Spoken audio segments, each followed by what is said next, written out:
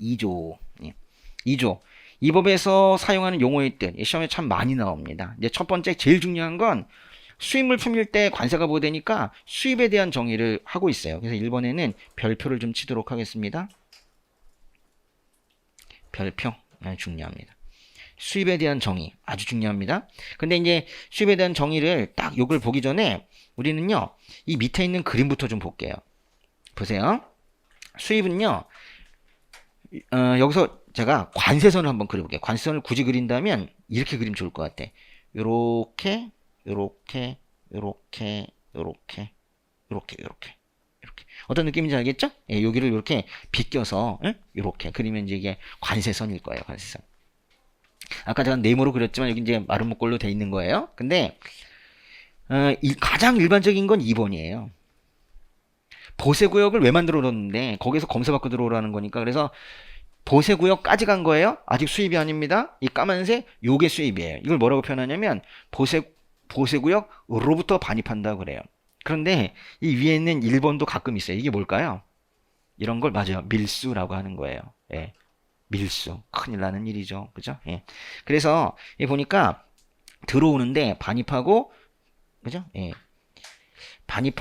반입하는데 하나는 정상적으로 보세구역 통과해서 들어오고 하나는 그냥 관세선을 막 뚫고 들어와. 예. 어쨌거나 다 수입이라고 하기는 해요. 그러니까 그럼 결국 밀수입도 세금을 내요. 물건은 뺏기고 사람은 갇히고 벌금도 내고 다시는 일어설 수 없도록 그렇게 만들어주죠. 예. 그래서 여기 보니까 수입이라는 것은 반입하는 거예요. 이거 두 개 묶으세요. 반입하는데 하나는 우리나라에 반입하는 거고 하나는 보세구역으로부터 반입하는 거예요.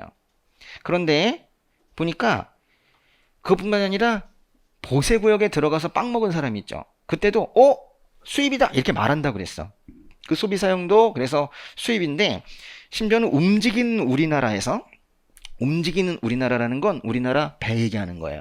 움직이는 우리나라에서 여기서 뭔가 소비 사용하는 거, 빵을 먹어버리는 것도 수입이라고 말해요. 그래서 수입에는 이 두 개도 또 있어요. 끝에 보니까 소비 사용 그렇죠. 그래서 지금 네 개로 되어 있지만 좀 간단하게 보면 수입은 뭐와 뭡니까? 라고 물으면 반입과 소비 사용이다 이렇게 말해야 돼요. 근데 여기에 대상이 다 뭐예요? 다 대상이 외국 물품이죠.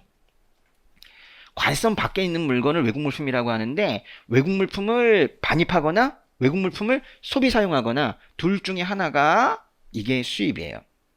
근데 제가 이걸 이렇게 나눠 놨지만은 요즘 시험은 이렇게 안 해요. 요즘 시험은 그냥 이 원문 있죠. 원문을 통째로 복사해서 갖다 넣어요. 그러니까 상당히 길어.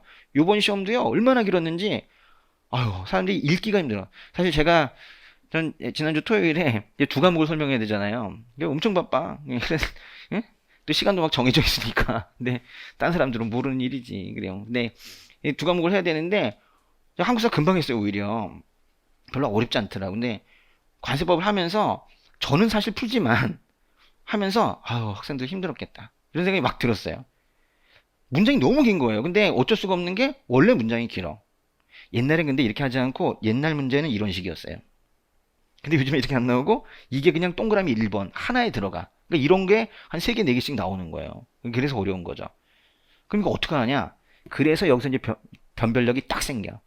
이런 거에 익숙하지 않은 친구들은 다 틀리는 거예요. 근데 저랑 공부할 때에는 어느 부분이 바뀌는지 알려드리거든요. 이제 보세요. 이제 이걸 가지고 공부해야 돼. 일단은 수입에 대한 정의에서 수입의 대상은 일단 외국 물품입니다. 외국 물품 동그라미. 수입의 대상은 뭐예요? 외국 물품이에요. 외국 물품은 어떻게 하는 거예요? 우리나라에 반입하는 거예요. 또는 보세구역을 지나가는 것은 이 괄호 안의 것이 오히려 더 일반적인데 보세구역으로부터 반입하는 거예요. 끊고 우리나라에서 소비 사용하는 거예요. 또는 움직이는 우리나라에서 소비 사용하는 거예요. 여기까지 보시면은 반입이 두 개가 나오고 소비 사용이 두 개가 나오죠. 이게 바뀔 가능성보다 앞부분이 바뀔 가능성이 매우 높거든요. 일단 어디에 반입해야 돼요? 우리나라에 반입해야 되는데 여러분이 외우셔야 될 것은 바로 이 표현이에요. 두 번째, 보세구역을 경유하는 경우에는 어디로부터 반입해야 돼요? 여기서 제일 중요한 게 바로 이거예요.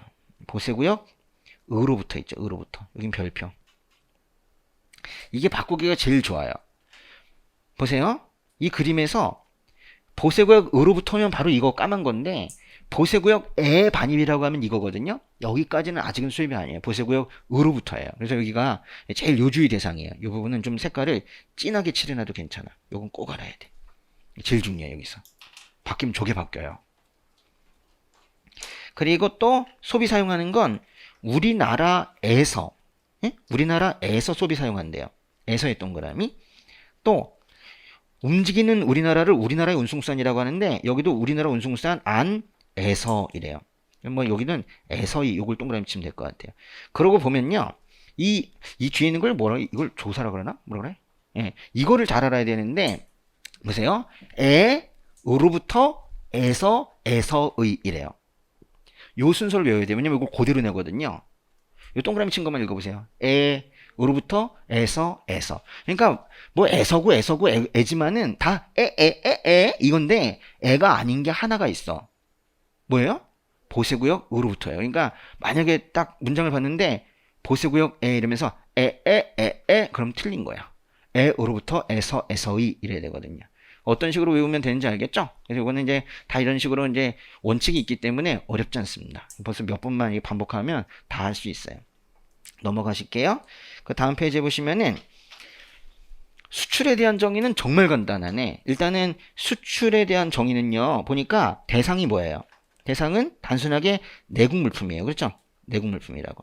제가 이 밑줄 치고 뭐 하는 거에 색깔이 있는데 색깔은 아무 의미가 없어요. 그냥 여러분 보기 좋게 하려고 하는 거니까 여러분 마음대로 하셔도 돼요. 다만 여러분이 할 때 색깔을 한 색깔로만 다 하는 건 나중에 잘 보기가 힘들어. 그러니까 한 두세 깔 정도 섞어서 하는 게 좋고 지금 이제 수업 시간에 하기가 좀 불편하면은 뭐 그냥 대충 연필로 했다가 집에 가서 복습하시면서 이렇게 하셔도 괜찮고 그건 자유롭게 하시는데 어쨌거나 자기가 잘 볼 수 있게 자기 나름대로 펜의 원칙도 세워두시면 좋을 것 같아요. 그러니까 이건 반출 하나밖에 없네. 그렇죠? 수입은 반출해 봤는데 반입도 되지만 소비 사용이 있었잖아요. 근데 수출은 오히려 이거를 용어 정의가 장황하게 되면 만든 말이에요. 간단해. 예. 더 중요한 건 반송입니다. 수출은 너무 간단해서 맞는 걸로 나올 수는 있겠죠. 반송. 근데 반송은요, 우리나라로 쏙 들어오면 안 된다 그랬어? 예, 들어올 듯, 말 듯 하다가 그냥 나가야 되는데, 일단 우리나라에까지는 와야 돼요. 그래서 여기까지 일단 보세요. 대상은 일단 외국 물품이죠. 맞습니까? 예, 그래요. 그러고 보니까 수입 수출 반송에 대상이 정해졌어. 수입의 대상, 외국 물품. 수출의 대상, 내국 물품. 반송의 대상 역시 외국 물품이에요. 근데 그러니까 수입과 반송은 외국 물품이 들어오면 수입이고 나가면 들어오지 않고 나가면 반송이야. 그러니까 매우 중요한 거예요. 보세요. 들어오면 수입인데 들어오다가 나가면 반송이라고. 뭐가 아니면 반송이야? 수입이 아니면 반송이에요. 이렇게 보세요. 수입 통관 절차를 거치지 아니하고. 좀 더 쉽게 말한다면 수입이 아니면 반송이에요. 그러니까 반송의 정의는 매우 상대적으로 하고 있어요. 수입이 아니다라고 말해야 돼. 왜냐면 수입인 줄 알았거든. 들어오네! 근데 나가버려. 그게 반송이야. 그랬죠? 예. 잘 보세요. 이제 더 중요한 게 또 있어. 중국에서 우리나라로 왔는데, 부산항에 그 보세구역에만 있다가 그냥 나간 거예요. 근데 중국에서 왔는데 중국으로 갔어. 반송이지. 근데 중국에서 왔는데 우리나라 경계에만 있다가 일본으로 갔어. 반송일까 아닐까? 그것도 반송이라고 합니다. 왜냐면요. 여기도 이제 끊고 보니까 어디로 반출된대요. 여기서 중요한 단어는 이거예요. 외국이에요. 외국. 별표. 꼭 수출국일 필요는 없어요. 알죠? 이게 수출국이라고 됐다고 틀리는 건 아닌데 꼭 수출국일 필요는 없어. 중국에서 왔다가 우리나라 거쳐가지고 일본으로 가도 반송이에요. 됐죠? 그래. 됐어요. 아주 중요하고요. 그 다음에 4번과 5번은 보통 묶여져서 시험에 나와요. 이거는 별표. 왜냐면 이제 4번은 외국 물품의 정의고 5번은 내국 물품의 정의인데 다음 중 내국 물품이 아닌 것은 뭐 이렇게 나오거든요. 그러면 이제 밑에 있는 가나다라만 5개나 되니까 분명히 이제 이 부분이 나올 것 같아. 근데 이 부분에서 3개 뽑고 위에서 하나 뽑으면 뭐 그걸 옳지 않은 것으로 고르면 되겠죠? 외국 물품 보겠습니다. 이게 좀 복잡하게 생겼네. 이것도 왜 이렇게 길어? 응? 외국 물품이란 보세요. 외국으로부터 우리나라에 도착한 물품. 여기 중괄호가 있는데 일단 그거 넘어갑시다.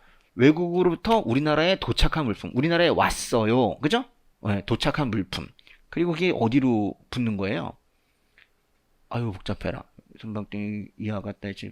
여기네, 이지? 물품. 여기부터 으로서만 체크하세요. 으로서. 우리나라에 도착한 물품으로서. 그러니까 외국에서 우리나라에 도착했으니까 외국 물품일 가능성이 높은데 아직은 관선을 통과하면 안 돼. 이렇게 말하는 거예요. 그래서 여기 보면 수입신고 가 수리되기 전에 것 이렇게 된 거예요. 그러니까 요 밑줄 친 것만 딱 읽어보세요. 외국으로부터 우리나라에 도착한 물품으로서 수입신고가 수리되기 전에 것 이거예요. 보세요. 여기 중요한 단어가 도착과 수리예요. 도착의 동그라미, 수리의 동그라미. 도착했어, 안 했어? 도착했어. 수리됐어, 안 됐어? 안 됐어. 도착했다고 외국 물품이 내국 물품이 되는 건 아니에요. 수리가 됐어야지 돼. 수리가 아직 안 됐으면 외국 물품이야. 중요한 건 뭐냐면 도착과 같은 어떤 물리적인 위치가 아니라 수리와 같은 행정적 처리가 중요한 거예요. 이게 중요한 거예요. 수리되기 전동에 수리되기 전이면 아직은 외국 물품 이렇게 봐야 되는 거예요. 계속 보시죠. 여기 좀 어렵다. 외국의 선박등이 공해. 이 공해가 뭐예요? 공해가. 공해는 말 그대로 공공해역. 저기 태평양 한가운데 이런 거예요. 외국 선박이 태평양 한가운데에서 좀 쉬운 말로 하면 미국 배가 하와이 근처에서 또는 뭐 하와이 근처 미국 땅 말고 미국 배 바다 말고 그 공해에서 그죠? 태평양 한가운데에서 채집하거나 포획한 수산물 등. 그러니까 미국 배가 태평양 한가운데에서 잡은 참치 뭐 이런 뜻이에요. 로서 수입신고 수리되기 전에 것도 외국 물품이에요. 그런데 꼭 그 공해뿐만 아니라 그 공해에는 외국의 영해가 아닌 경제수역을 포함한대요. 영해라는 건 그 나라 바다예요. 그 나라 육지에서 보통 12해리 정도까지의 아주 가까운 바다를 영해라고 하고 거기서 좀 더 나가는 곳을 경제수역이라고 하는데 거기까지 그 나라가 독자적으로 고기 잡을 수 있어요. 그러니까 여기서 외국의 영해가 아닌 경제수역이라는 건 영해는 그냥 그 나라 건데 영해 밖에 있는 경제수역도 공해처럼 보겠다라는 거예요. 여기서 그 대신 이제 중요한 것은 뭐냐면 외국 배가 잡았었어야 되는 거예요. 외국 배가. 밑으로 쭉 내려가 보시면은 내국 물품의 정의에서 비슷한 게 있는데 보세요. 우리나라의 선박 등이 공해에서 채집 포획한 수산물 등은 오히려 내국 물품이에요. 그러니까 중요한 건 누가 잡았냐는 거예요. 그럼 진짜 웃기다. 태평양 한가운데에서 참치를 잡는데 참치 가족이 가는 거예요. 응? 아빠 참치, 엄마 참치 이렇게 하는데 엄마 참치는 미국 배에 잡히고 아빠 참치는 한국 배에 잡혔어. 그러면 아빠 참치는 그냥 우리나라로 들어오는데 엄마 참치는 통관을 해야 들어와요. 뭔지 알겠죠?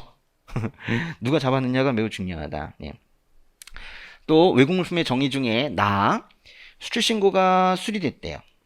수출신고가 수리된 물품은 외국 물품이에요. 왜냐면 수출하는 물품은 국내에 있다가 관선을 통과해서 넘어가면 외국 물품이 되는 거거든요. 그러니까 수리가 됐어야지. 수리 동그라미. 이게 바로 위에 있는 것처럼 행정적 처리예요. 수입신고는 수리되기 전이어야 외국 물품이겠지만 수출신고는 수리되어야 외국 물품이겠죠? 그런데요. 그러면 이런 건 어떨까요? 여기서 이제 하나 신경 써야 되는 게 뭐냐면 수리는 되었는데 수출신고 수리요? 되었는데 적재는 아직 안 했어요. 그러면 이런 물품들 수리는 되었으나 적재는 하지 않은 물품. 원래 수입신고 수리되고 나면 며칠 이내에 적재해야 되게요? 30일 이내에 적재해야 돼요. 그런데 적재를 안 했어. 그럼 어떻게 되는가? 적재를 안 했으면 외국 물품일까요? 내국 물품일까요? 그러면 상관이 없다는 거예요. 적재 여부는 상관이 없어. 물론 적재를 빨리 안 하면 수신고 수리가 이제 취소가 되어서 결국 나중에 다시 내공물품으로 변하긴 하지만 이건 지금 현재 중요한 게 아니에요. 여긴 지금 정의가 수리됐냐 안 됐냐 행정적 처리 지금 그거만 묻고 있잖아요. 그럼 그거대로 가는 거예요. 이거는 수리가 되었다라고 하면 그건 외국물품이 되는 거죠. 네, 실제 시험은 그래서 이렇게 약간 좀 어려운 것들을 조금 이제 뒤쪽에다가 붙이는 식으로 그렇게 되어 있는 거예요. 그런데 여러분은 절대로 흔들리지 마세요. 중요한 건 행정적 처리 두 글자로 수리인 거예요. 그러니까 수리를 기준으로 항상 생각해야지 물건이 어딨나 이걸 가지고 생각하시면 안 돼요. 또요, 이제 5번에 가는 뭐 너무 당연한 얘기고요. 다도 보세요. 보세요. 입항 전 수입 신고가 수리된 물품이래요. 이건 뭐냐? 여러분 수입 신고는 원래 입항 후에 신변 보세 구역에 물건을 집어넣고 그 다음에 수입 신고해야 되거든요. 근데 특별히 법의 244조에서 뭔가 특혜를 주는 경우가 있어요. 그래서 뭐 신속한 통관이 필요하다 그런 경우에는 당신은 입항 전에 수입 신고서를 먼저 날리시오. 그럼 먼저 검토하겠다.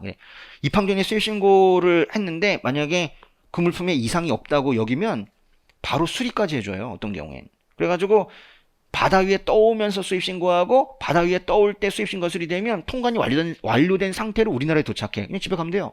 너무 좋죠. 이제 부산항, 인천항 등에서 실제로 많이 쓰고 있는 그런 제도입니다. 근데 보세요. 입항 전 수입 신고가 수리된 물품은 내국 물품이래요. 수리가 됐어요, 안 됐어요? 됐죠.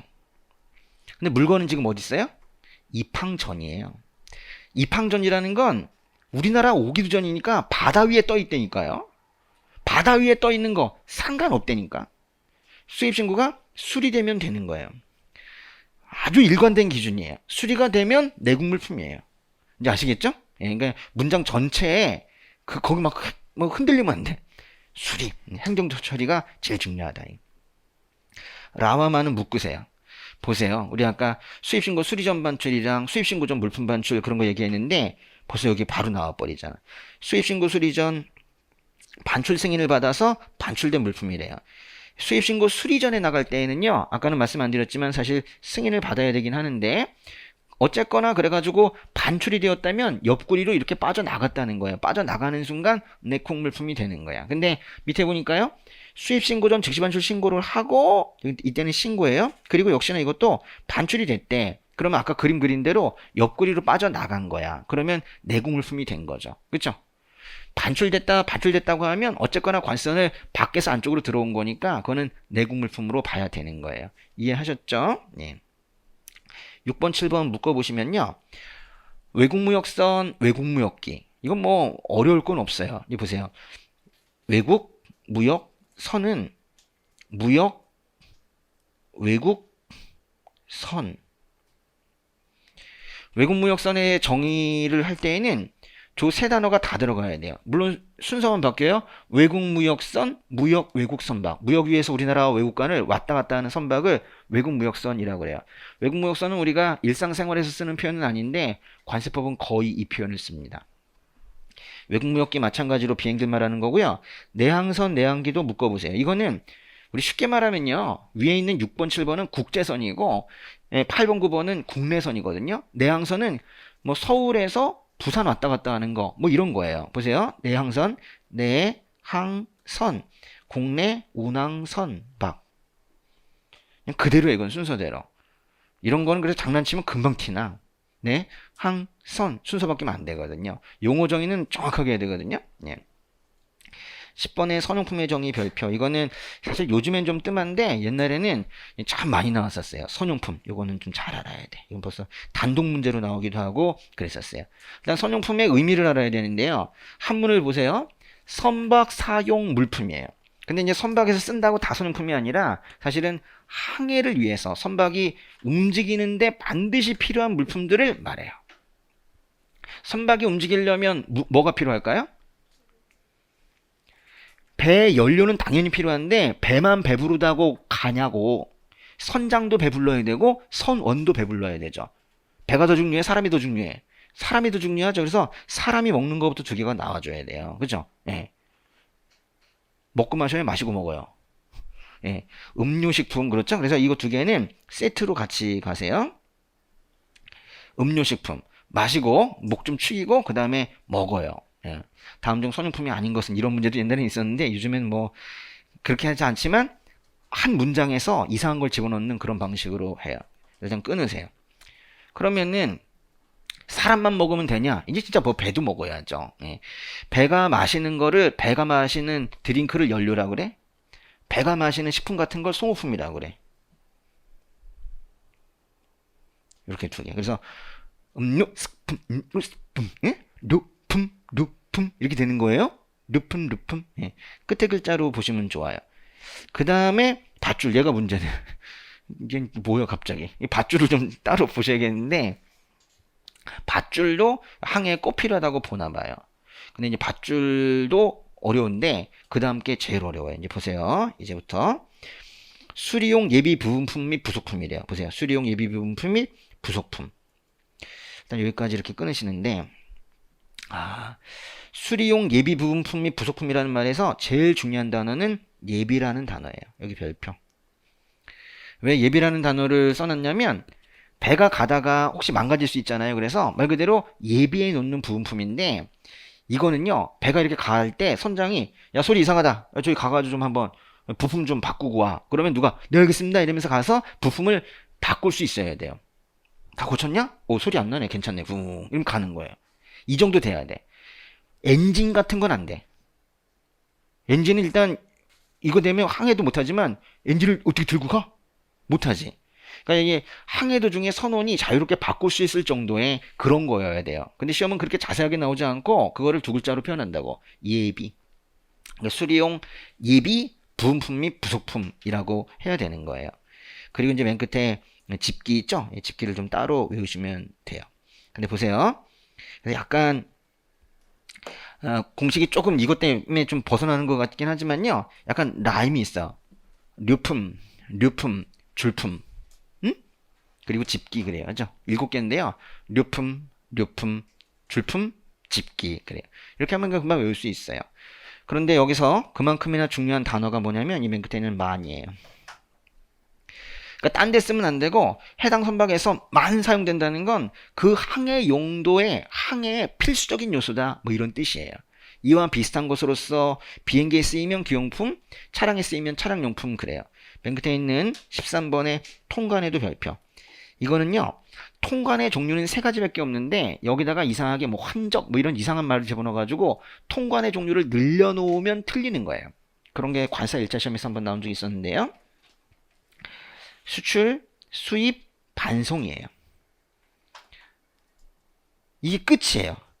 수출, 수입, 반송만이에요. 그랬죠? 여기다가 딴 건 절대 집어넣으면 안 돼. 이건 타협하면 안 된다. 이거예요. 그래서 통관의 종류는 3가지가 있는 겁니다. 다음 환적과 복합환적 묶어보세요. 환적, 한문을 봐요. 뭔 뜻이겠어요? 옮겨 싣는 것. 이 자체가 옮겨 싣는 것이에요. 복합환적에도 이 한문을 보니까 뭐 환적이란 말 있잖아요. 복합환적도 역시나 옮겨 싣는 거예요. 옮겨 싣는 것이란 말이 있는지 보니까 옮겨 싣는 것. 환적. 옮겨 싣는 것. 맞죠? 그러니까 이 말은 일단 들어가야 돼요. 근데 왜 환적과 복합환적이 다른가? 환적의 종류 중에 복합환적이 있고 이런 식으로 이해하면 안 돼요. 두 개는 다른 거예요. 환적에 오다 복합환적, 복합환적에 오다 환적. 늘 이런 식이거든요. 환적은요 그런데 여기다가 이쪽으로 옮겨 실었다고 다 환적이 아니에요. 우리 관습법에서의 환적은 배에서 배로 옮겨 싣는 건데 이 배에서 다른 배로 옮겨 싣는 건데 중요한 건 항구로 들어오는 배에서 나가는 배로 옮겨 실어서 잘 가 하는 게 환적이에요. 방향성이 있어요. 그림으로 그려보면 뭐 이런 식인 거예요. 여러분 그림 한번 그려볼까요? 이제 이게 항구가 있어요. 항구. 여기 이제 항구야. 여기 항구야. 그러면 이제 들어오는 배가 있단 말이에요. 들어오는 배. 그리고 나가는 배가 있을 수 있어요. 나가는 배. 이렇게. 그러면 여기에 있는 물건을 이쪽으로 옮겨 싣는 거 있죠. 이쪽으로 옮겨 싣는 거. 이게 바로 환적이에요. 물론 여기에서 배에서 배로 던지진 않아요. 받아! 이렇게 안 한다고. 현실적으로는 이거죠. 여기 있는 거를 이 육지를 일단 내렸다가 여기로 옮겨 싣지만은 그런 건 법에서 다 생략해 버렸어. 어쨌거나 중요한 건 들어오는 배에서 나가는 배로 옮겨 싣는 거예요. 그래가지고 거기 보면은 입이라는 말이 2번 나와요. 보세요. 이거 중요해. 입국 또는 입항 하는 운송수단에서 출국 또는 출항 하는 운송수단으로 그랬죠. 어디에서 어디로 옮겨 싣는지 알아야 돼요. 출 이래야 돼요. 밑에 거도 마찬가지예요. 입국 또는 입항하는 운송수단에서 출국 또는 출항하는 운송수단으로 옮겨 싣는 것이어야 돼요. 그러면 환적과 복합 환적의 차이점은 뭐냐? 이거는요, 환적이라 그래요. 이 그림은. 복합 환적은 뭐냐? 복합 환적은 항구가 두 개가 있어요. 들어오는 배는 이쪽으로 들어오는데, 예를 들면은, 아이고, 이게 안 거지네. 예. 배터리가 다 됐어. 네, 여기 이걸로 그래야 되겠다. 들어올 때는 이렇게 들어오는데 나갈 때는 여기서 나가는 거예요. 그럼 여기서 이쪽으로 어떻게 옮겨 실을까요? 봐도 이건 아니겠죠? 예, 이거는 여기로 내려서 사실 여기까지 보세 운송이라는 거래. 근데 그런 절차를 다 생각하고 용어 정의는 아주 간단하게 그래서 이쪽으로 옮겨 싣는데 이걸 뭐라고 하냐면 이런 걸 복합 환적이라고 그래요. 복합 환적이라고 쓰세요. 복합 환적. 근데 중요한 건 뭐냐? 세관이 다르다는 거예요. 뭐가 다르다고요? 세관이 다르다는 거예요. 예. 그래서 위에 거에 중요한 거 보세요. 여기 동일세관의 동그라미. 결국 차이점은 한 세관에서 모든 게 다 이루어지면 환적이에요. 그런데 여긴 첫 줄의 끝에부터 쳐야 되겠네. 다른 세관 동그라미. 다른 세관의 관할 구역으로 움직였다라고 하면 그게 복합 환적이에요. 다른 세관의 별표. 동일 세관의 별표. 환적과 복합 환적은 그런 차이가 있는 거예요. 한 세관에 다 이루어졌느냐? 그런 거예요. 16번에 운영인이라는 건요. 이건 차차 보시겠지만 이건 창고 주인들 말하는 뜻이에요. 조금 쉬었다 하겠습니다. 예.